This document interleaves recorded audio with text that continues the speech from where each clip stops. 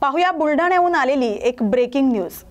बुलढाणा जिल्ह्यातील लोणार तालुक्यातील भुमराळा गावात 5 नोव्हेंबरच्या रात्री बिबट्यानं गायीची शिकार करून तिला ठार मारल्याची घटना समोर आली। या घटनेमुळे परिसरातील शेतकरी वर्गात मोठी भीती निर्माण झाली। शेतकरी संतोष शिवाजी काळे यांच्या शेतात गट क्रमांक 209 मध्ये गाय बांधलेली होती।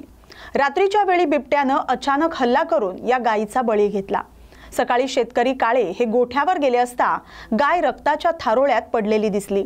त्यांनी तात्काळ गावकऱ्यांच्या मदतीने याबाबत वन विभागाला कळवलं।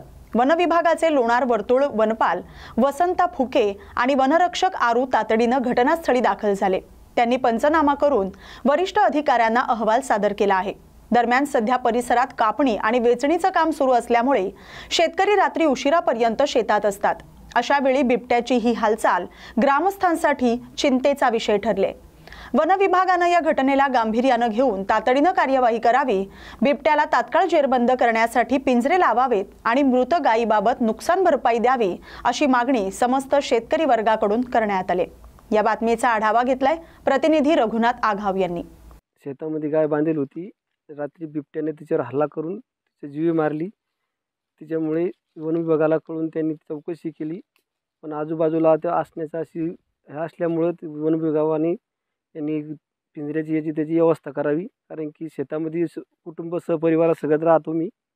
शिवाजी भागुजे काळे यांच्या शेतात अचानक बिबट्याने हल्ला करून एका गायीला जीव मारलेला आहे। तरी या गावात भुमराळा गावात भीतीचं वातावरण तयार झालेलं आहे।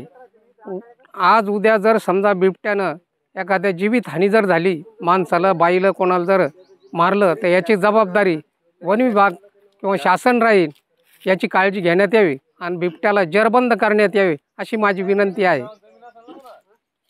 काळे यांच्या शेतात गाय मारली, तरी या बिबट्यापासून शेतातील लहान मुलांना व शेतकऱ्यांना भीतीचे वातावरण तयार झाले असून तरी पिंजरा आणून ह्या बिबट्याला पकडण्यासाठी त्वरित कारवाई करण्यात यावी।